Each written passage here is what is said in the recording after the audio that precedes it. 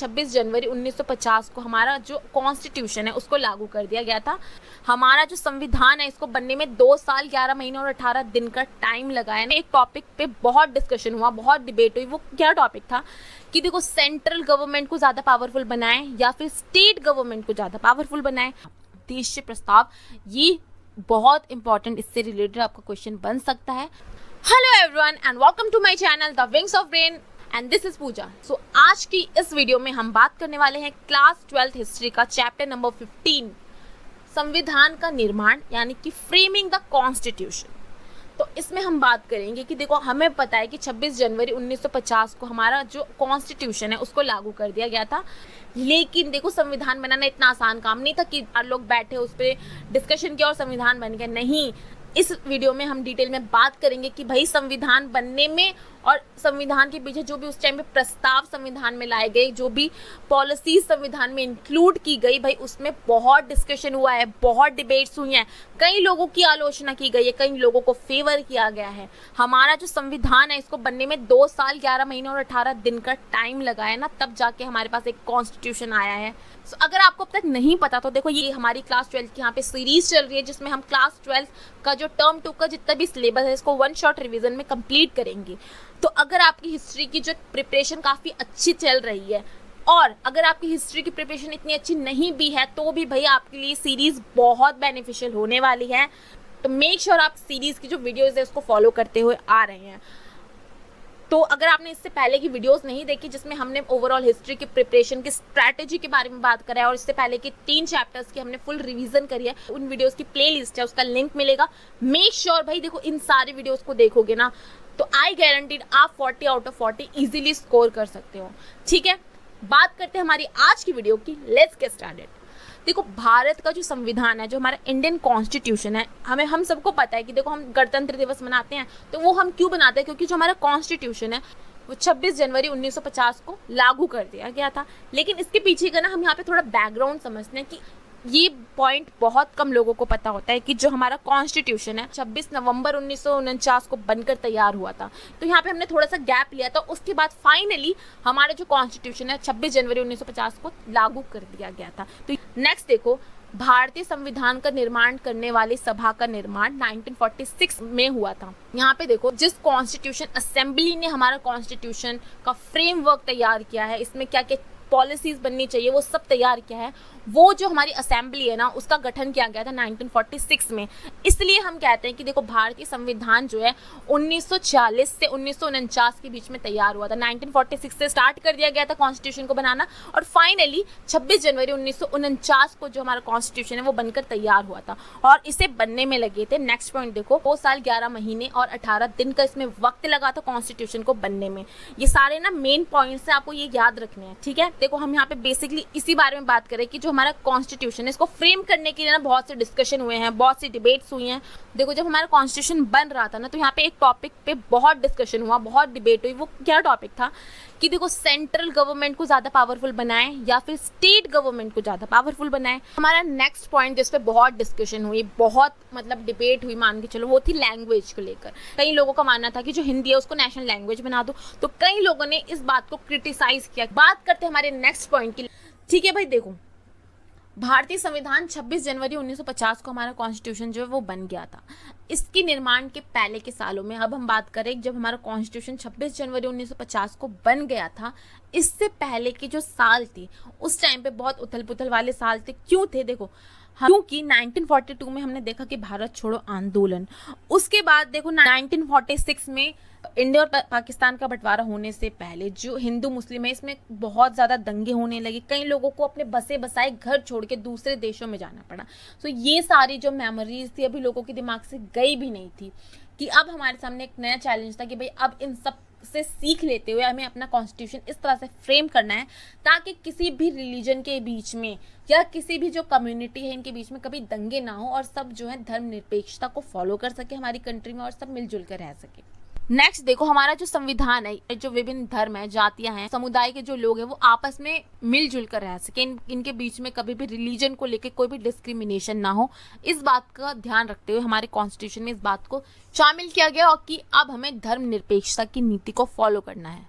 देखो, Indian constitution को बनाने में 9 दिसंबर 1946 से 28 नवंबर 1949 के बीच में जो हमारे कॉन्स्टिट्यूशन को तैयार किया गया, जिसमें कुल 11 सत्र हुए, 11 मीटिंग्स हुई और 165 दिनों तक बैठकें की गई। बेसिक सा क्वेश्चन भी यहाँ से बन सकता है कि हमारा जो कॉन्स्टिट्यूशन है इसको बनाने में 2 साल 11 महीने और 18 दिन का वक्त लगा था। देखो, जो संविधान सभा में बैठकें हुई, किसी भी प्रस्ताव से लेकर किसी भी कानून को पास करना है उससे लेकर, या फिर अगर हमें अल्पसंख्यकों के लिए कानून बनाना है, या फिर हमें स्ट्रांग गवर्नमेंट चाहिए उसके लिए कानून बनाना है, तो ये कोई ऐसी बात नहीं थी कि भाई हाँ ये प्रस्ताव लाया और ये पास हो गया कॉन्स्टिट्यूशन में इंक्लूड कर दे। नहीं, इस पर कई चर्चाएं हुई हैं। जो हैं ये जो चर्चाएं हैं जनमत से प्रभावित थी, क्योंकि यहाँ पे जो लीडर्स थे उनका ये मानना था कि देखो, अगर हम अपना कॉन्स्टिट्यूशन फ्रेम कर रहे हैं तो ये ज़रूरी है कि जो ग्राउंड रियलिटी है, मतलब जो भी लोग सोसाइटी में रह रहे हैं भाई, हमें उनकी प्रॉब्लम सुननी चाहिए, उसके अकॉर्डिंग हमें कॉन्स्टिट्यूशन को फ्रेम करना चाहिए। तो इसलिए जो है हमारे कॉन्स्टिट्यूशन में लोगों की बातों को इंक्लूड किया गया, उन लोगों को आगे लाने के लिए, ताकि वो अपनी प्रॉब्लम बता सके और उसके अकॉर्डिंग हम अपना कॉन्स्टिट्यूशन फ्रेम करें। यहाँ पे गवर्नमेंट के द्वारा उस टाइम पे क्या क्या टीवी पे, न्यूज़ चैनल्स पे, रेडियो पे एडवर्टाइजमेंट्स दी गई थी। इस तरह से जो हमारे लीडर्स थे, कॉन्स्टिट्यूशन असेंबली में शामिल जितने भी लोग थे, कोई भी प्रस्ताव लाने के लिए उन सब में वाद विवाद होता था। कई बार तो जो प्रेस है इनके द्वारा उनकी आलोचना की जाती थी, तो कई बार जो लीडर्स हैं उनके द्वारा उनको कई क्रिटिकल क्वेश्चंस पूछे जाते थे। इसके आधार पर वो जो प्रस्ताव हैं, वो जो कानून है, तब जाके वो हमारे कॉन्स्टिट्यूशन में इंक्लूड किए जाते थे। ठीक है, यहाँ पे आपको ये बात समझ में आ गई होगी। नेक्स्ट देखो, मुस्लिम लीग ने संविधान सभा की शुरुआती बैठक, यानी कि जब 15 अगस्त 1947 में हमारा देश आज़ाद हुआ, उससे पहले जो भी बैठकें हुई वहाँ मुस्लिम लीग थे, इन्होंने भाग लेने से साफ इनकार कर दिया था, जिस वजह से उस दौर में जो संविधान सभा थी उसमें सिर्फ एक ही पार्टी का समूह बन के रह गया, जो कि कांग्रेस थी। और सभा के जो 82% मेंबर्स थे वो जस्ट कांग्रेस के थे, क्योंकि मुस्लिम लीग ने तो जो असेंबली में बैठकें हुई इसमें शामिल होने से ही मना कर दिया था। नेक्स्ट देखो, संविधान सभा के कुल 300 सदस्य थे, जिसमें जो हम 6 सदस्य पढ़ेंगे इनकी भूमिका सबसे ज़्यादा थी। एक ये जो पॉइंट है ये बहुत इंपॉर्टेंट पॉइंट है, इसको याद रखना। देखो, जिसमें 6 सदस्य कौन थे? जवाहरलाल नेहरू, वल्लभ भाई पटेल, डॉक्टर राजेंद्र प्रसाद, जो कि ये तीनों कांग्रेस के सदस्य थे। तो इसके अलावा डॉक्टर भीमराव अंबेडकर, के.एम. मुंशी और अल्लादी कृष्ण स्वामी अय्यर, ये 6 हमारी कॉन्स्टिट्यूशन असेंबली के मेंबर्स थे, जिनकी भूमिका सबसे ज़्यादा थी कॉन्स्टिट्यूशन को फ्रेम करने में। संविधान सभा के 2 प्रशासनिक अधिकारी भी थे, जिसमें से बी.एन. राव, यहाँ पे अगेन देखो, यहाँ पे 2 मेन लीडर्स के नाम आते हैं जो अधिकारी थे उस टाइम पे, बी.एन. राव और एस.एन. मुखर्जी। ये जो लीडर्स थे, ये 2 मेन लीडर्स थे जो कि डॉक्टर भीमराव अंबेडकर के संवैधानिक सलाहकार थे। मतलब डॉक्टर भीमराव अंबेडकर, जिन्हें फादर ऑफ द कॉन्स्टिट्यूशन भी कहा जाता है, जब ये कोई भी प्रस्ताव बनाते थे और उस प्रस्ताव में इन्हें किसी भी मुद्दे से लेकर कोई भी प्रॉब्लम होती थी या वो प्रस्ताव बहुत मुश्किल लगता था, उस पर डिसीजन मेकिंग नहीं हो पाती थी, तो ये 2 मुख्य सलाहकार थे डॉक्टर भीमराव अंबेडकर के संवैधानिक सलाहकार। इनके पास जब डॉक्टर भीमराव अंबेडकर किसी भी प्रस्ताव को लेकर जाते थे तो ये जटिल से जटिल जो भी प्रस्ताव थे, कानून थे, उसको बहुत ईजी बना देते थे। तो ये 2 मुख्य सलाहकार थे, इनका नाम याद रखना। देखो, संविधान सभा को बनाने में टोटल 2 साल 11 महीने और 18 दिन लगे, जो कि मैं आपको पहले भी बता चुकी हूँ। और जो ये इसके दौरान जो भी चर्चाएं हुई हैं, डिबेट्स हुई हैं, भाई इनको जो है ना ऑफिशियली इनका रिकॉर्ड बना के रखा गया है, इनको पब्लिश किया गया है। उस टाइम पे जो भी न्यूज़पेपर होते थे उसमें इनको पब्लिश किया जाता था। Let's move on to our next point. 13 दिसंबर 1946 को जवाहरलाल नेहरू ने संविधान सभा के सामने उद्देश्य प्रस्ताव को पेश किया। अब उद्देश्य प्रस्ताव ये बहुत इंपॉर्टेंट, इससे रिलेटेड आपका क्वेश्चन बन सकता है। तो देखो, इसमें उद्देश्य प्रस्ताव में नेहरू जी के द्वारा इसमें क्या कहा गया कि देखो, इसमें हम भारत को स्वतंत्र एक फ्री कंट्री बनाएंगे जिसकी खुद की सोवरेनिटी होगी। ये हमारा एक फ्री और सोवरन स्टेट घोषित किया गया इंडिया को। नागरिकों को न्याय, समानता और स्वतंत्रता का वादा दिया गया। साथ में ये भी वचन दिया गया कि जो अल्पसंख्यक है, जो जनजातीय लोग हैं, इनकी जो राइट्स है इनको प्रोटेक्ट करने के लिए कई प्रावधान जो है वो बनाए जाएंगे। तो ये कुछ 2 से 3 पॉइंट्स थे, इसको याद रखना कि क्या हमारा पहला तो जो हमारा स्टेट है यानी कि जो इंडिया है वो एक स्वतंत्र राज्य होगा, नागरिकों को जो है उनके राइट्स दिए जाएंगे। थर्ड, जो जनजाति हैं, जो अल्पसंख्यक है, जिनके साथ पिछले कुछ सालों में कई बार भेदभाव किए गए हैं, उनको उनके राइट्स को प्रोटेक्ट किया जाएगा। तो ये उद्देश्य प्रस्ताव में जो है जवाहरलाल नेहरू के द्वारा प्रस्ताव में पेश किया गया था। यहाँ पे देखो, पंडित जवाहरलाल नेहरू के द्वारा यहाँ पे एक और बात कही जाती है कि कई लोगों का ये मानना होता है कि जो हमारा कॉन्स्टिट्यूशन है ना, वो हमने दूसरे जो स्टेट्स हैं, जो दूसरे देश हैं, उनकी कॉपी करी है, बट ऐसा नहीं है। यहाँ पे पंडित जवाहरलाल नेहरू के द्वारा इसका जवाब देते हुए कहा गया कि देखो हमारा जो कॉन्स्टिट्यूशन है वो दूसरे देशों की नकल नहीं है। हमने दूसरे देशों के कॉन्स्टिट्यूशन को पढ़ा है, उसको समझा है, उनकी कुछ बातों को अपने संविधान में इंक्लूड भी किया है, लेकिन वो हमने जस्ट कॉपी पेस्ट नहीं कर दिया, वो हमने इंडियन सोसाइटी के अकॉर्डिंग उसमें चेंजेस करे हैं, लोगों के अनुभवों को पढ़ा है, समझा है, तब जाके हमने उसे इंडियन सोसाइटी के अकॉर्डिंग डिज़ाइन किया है। हमने उसमें चेंजेस करे हैं, ना कि हमने उसे जस्ट लाके कॉपी पेस्ट कर दिया है। ठीक है, नेक्स्ट पॉइंट देखो संविधान सभा उन लोगों की आकांक्षाओं की अभिव्यक्ति का साधन मानी जा रही थी जिन्होंने स्वतंत्रता आंदोलन में हिस्सा लिया था। मतलब जो भी हमारी डेमोक्रेसी है, न्याय है, समानता है, वो भारत में अभी से एग्जिस्ट नहीं कर रही, वो बहुत टाइम से एग्जिस्ट कर रही है। 19वीं शताब्दी में जो कई समाज सुधारक थे, इन्होंने बाल विवाह का विरोध किया, इन्होंने जो विडो मैरिजेस है इनका समर्थन दिया ताकि जो समाज है वो सही मायनों में, समाज में जो लोग रह रहे हैं उनको उनका न्याय मिल सके। नेक्स्ट देखो, स्वामी विवेकानंद ने हिंदू धर्म में सुधार के लिए जो कई मुहिमें चलाई थी, ताकि जो हिंदू धर्म में किसी भी धर्म के नाम पे कोई भी भेदभाव किया जा रहा है लोगों के साथ, तो उसको सुधारा जा सके। देखो ज्योतिबाई फुले जो थी, इन्होंने दलित जातियां हैं, किसान हैं, इन सबको एकजुट करके जो आर्थिक सामाजिक न्याय की समाज में स्थापना करने का एक बीड़ा उठाया था कि भाई हमें जो है अगर सोसाइटी में जो डिफरेंसेस है उनको समाप्त करना है, तो भाई हमें किसान, मजदूर वर्ग, इन सबको एकजुट करना होगा, इन सबको जो है आर्थिक सहायता देनी होगी। नेक्स्ट पॉइंट देखो, ये एक बहुत इंपॉर्टेंट पॉइंट है, संविधान सभा में पृथक निर्वाचिका की समस्या पर बहस हुई। अब पृथक निर्वाचिका का क्या मतलब होता है कि देखो कई लीडर्स थे जिन्होंने इसके फेवर में अपनी आवाज़ें उठाई, जिसमें डॉक्टर भीमराव अंबेडकर, बी पोकर, इन्होंने इसके पक्ष में कई आवाज़ें उठाई। तो यहाँ पे बी पोकर का कहना था कि देखो हमें क्या करना है, जो भी दबे कुचले लोग हैं, अल्पसंख्यक हैं, जनजातीय लोग हैं, जिनके साथ आज तक भेदभाव होता आया है, तो इन जो बी पोकर थे इन्होंने अल्पसंख्यकों के लिए, जो अल्पसंख्यक थे, दलित लोग थे, इनके लिए पृथक निर्वाचिका की मांग करी। पृथक निर्वाचिका का मतलब होता है किसी विशेष समुदाय के जो भी इलेक्शन हो रहे हैं, किसी भी स्पेसिफिक जो कम्युनिटी है जो उसके इलेक्शन हो रहे हैं, उसमें सिर्फ उसी कम्युनिटी का जो लीडर है वो खड़ा हो सकता है और उसी कम्युनिटी के लोग भाग ले सकते हैं।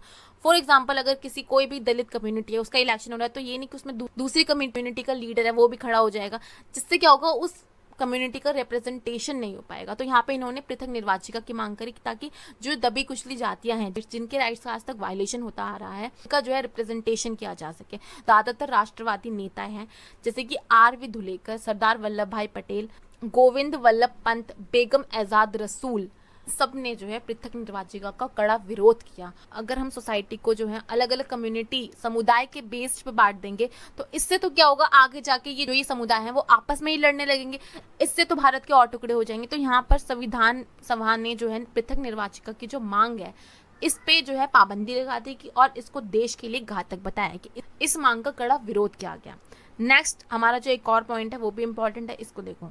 संविधान सभा में एनजी रंगा और जयपाल सिंह ने आदिवासियों की समस्याओं की ओर ध्यान आकर्षित किया। इन्होंने संविधान सभा में ये बातें अपनी रखी कि देखो हमें जो अल्पसंख्यक हैं या जो हमारे आदिवासी हैं, जिनका कई सालों तक जिनके जो अधिकार है इनका जो है वायलेशन किया गया है, तो नाउ ये टाइम है कि अब हम इनको भी रिप्रेजेंटेशन दे सके, इनके जो राइट्स हैं इनको प्रोटेक्ट किया जा सके, जिसके लिए इन्होंने क्या किया, आदिवासियों के रिप्रेजेंटेशन के लिए सीटों के आरक्षण की मांग उठाई कि भाई इनको भी कुछ सीटें दी जानी चाहिए ताकि जो आदिवासी हैं वो भी आ सके, वो भी इलेक्शन में खड़े हो सके और ये जो आदिवासियों का समुदाय है इनका रिप्रेजेंटेशन कर सके। तो यहाँ पे जयपाल सिंह और एनजी रंगा के द्वारा आदिवासियों की समस्याओं की ओर लोगों का ध्यान आकर्षित किया गया। तो एनजी रंगा का एक और पॉइंट आता है कि एनजी रंगा ने अल्पसंख्यकों की जो व्याख्या है वो आर्थिक स्तर पर की, क्योंकि इनका कहना था कि देखो भाई असली अल्पसंख्यक वही है जो बहुत गरीब है, जिनके राइट्स का पिछले कुछ सालों में बहुत वायलेशन हुआ है, जिनके साथ सोसाइटी ने बहुत अत्याचार किया है, वही असली अल्पसंख्यक है। नेक्स्ट पॉइंट देखो, राष्ट्रीय आंदोलन के दौरान अंबेडकर ने दलित जातियों के लिए यहाँ पृथक निर्वाचिका की मांग करी थी, लेकिन गांधी जी ने पृथक निर्वाचिका जो है इसका विरोध किया और ये कहा कि इससे जो है देखो समाज जो है आपस में बट जाएगा। नेक्स्ट इंपॉर्टेंट पॉइंट है, संविधान सभा में जब बात हुई हमें कौन से प्रस्ताव इंक्लूड करने चाहिए, देखो पहला तो ये वाला मुद्दा आ जाता है अल्पसंख्यकों वाला मुद्दा, ठीक इन हो जाता है पृथक निर्वाचिका वाला। थर्ड जो हमारा इंपॉर्टेंट टॉपिक बनता है वो होता है केंद्र और राज्य के अधिकारों को लेकर यहाँ पे कई बहसें होती हैं, जिसमें ये इस बात पे लोग ज़्यादा फेवर करने लगे कि भाई हमें क्या करना चाहिए, केंद्र को ज़्यादा स्ट्रांग बनाना चाहिए। बाद में इससे रिलेटेड कई सूचियाँ बनाएगी, 3 सूचियाँ आपको याद होगी, केंद्रीय सूची, राज्य सूची और संवर्ती सूची, सेंट्रल लिस्ट, स्टेट लिस्ट और कॉन्करेंट लिस्ट, ठीक है। सेंट्रल जो लिस्ट होती है इस पर सिर्फ सेंट्रल गवर्नमेंट जो है कानून बना सकती है। जो राज्य सूची यानी कि जो स्टेट लिस्ट होती है इस पे जो स्टेट है ना वही कानून बना सकती है, और जो संवर्ती सूची है इस पे स्टेट गवर्नमेंट और सेंट्रल गवर्नमेंट दोनों ही कानून बना सकती है। तो यहाँ पे आपको समझ में आ गई होगी कि फेवर क्या है, ज़्यादा से ज़्यादा लोग सहमत इस बात पे हो कि भाई केंद्र को ज़्यादा स्ट्रांग बनाओ। नेक्स्ट हमारा एक और पॉइंट आ जाता है राष्ट्रभाषा, कि भाई हमें अपने देश की कोई एक राष्ट्रभाषा तो बनानी है, तो इसको लेकर कई वाद विवाद होते हैं अगेन लोगों के बीच में। तो यहाँ पर इस बात पर ये सहमति बनी कि देखो हमें क्या करना चाहिए, अभी हमें कोई राष्ट्रभाषा नहीं बनानी चाहिए, क्योंकि इससे क्या होगा, कई लोगों ने अपना ये पॉइंट ऑफ व्यू रखा कि देखो अगर आप हिंदी को राष्ट्रभाषा बना दोगे तो साउथ पे तमिल लैंग्वेज बोली जा रही है, कोई और लैंग्वेज बोली जा रही है, तो ये कहीं हिंदी जो है उन लैंग्वेज पे भारी ना पड़ जाए। इसलिए जो भाषा समिति है उसने ये प्रस्ताव दिया कि देखो हमें क्या करना चाहिए, देवनागरी लिपि में लिखी हुई हिंदी जो होगी वो हमारी राजकीय भाषा होगी, मतलब हमारी ऑफिशियल लैंग्वेज होगी। लेकिन इसमें यह कहा गया कि देखो हिंदी को राष्ट्रभाषा बनाने के लिए अभी हमें थोड़ा टाइम लगेगा, इस पे जो है हमें धीरे धीरे आगे बढ़ना पड़ेगा।